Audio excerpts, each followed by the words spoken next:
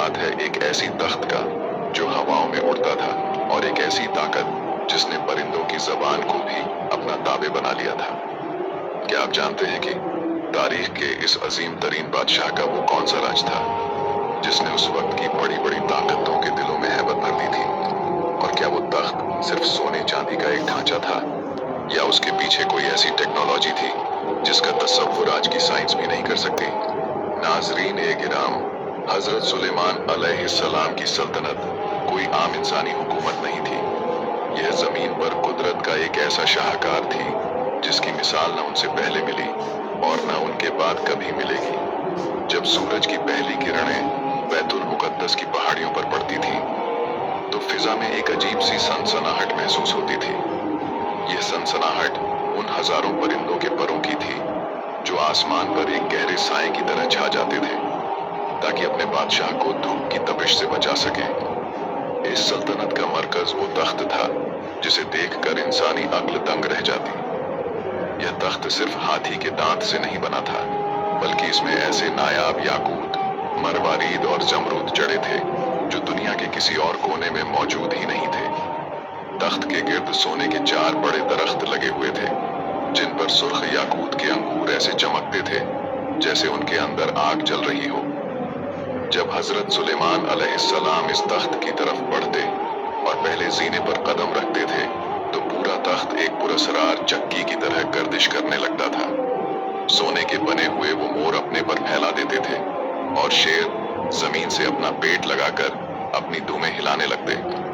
ये वो अजीब व गरीब सनातें थीं जो उस दौर में जिन्नात के जरिए तैयार की गई थी।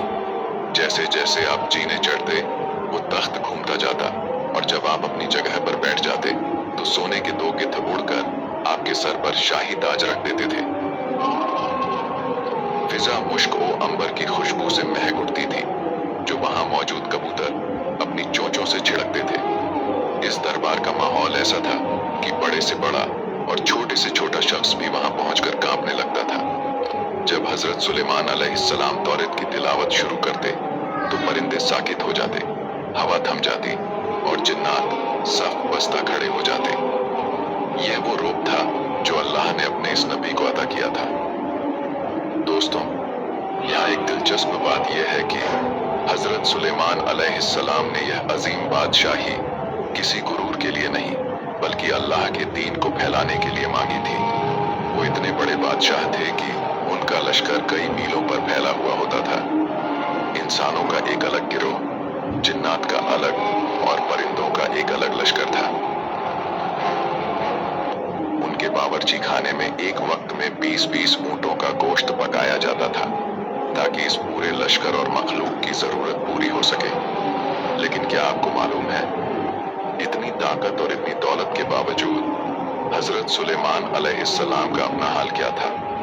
वो इतनी दौलत के बावजूद अपनी रोजी किसी शाही खजाने से नहीं लेते थे, बल्कि अपने हाथों से खजूर के पत्तों की टोकरियां बनाते और उन्हें बाजार में बेचकर अपना पेट पालते थे। लेकिन दोस्तों, अल्लाह ने उन्हें जितनी नेमतें दी, इतने ही बड़े इम्तिहानात भी लिए। क्या आप जानते हैं कि वो कौन सी चीज थी जिसने उनकी पूरी सल्तनत को एक पल में खतरे में डाल दिया था? एक ऐसी अंगूठी जिसके खो जाने से एक शैतान ने उनका रूप धार कर उनके तख्त पर कब्जा कर लिया था। आखिर वो शैतान कौन था? उसने कैसे हजरत सुलेमान अलैहिस्सलाम को उनके अपने ही महल से बेदखल कर दिया? और वो अंगूठी मछली के पेट तक कैसे पहुंची?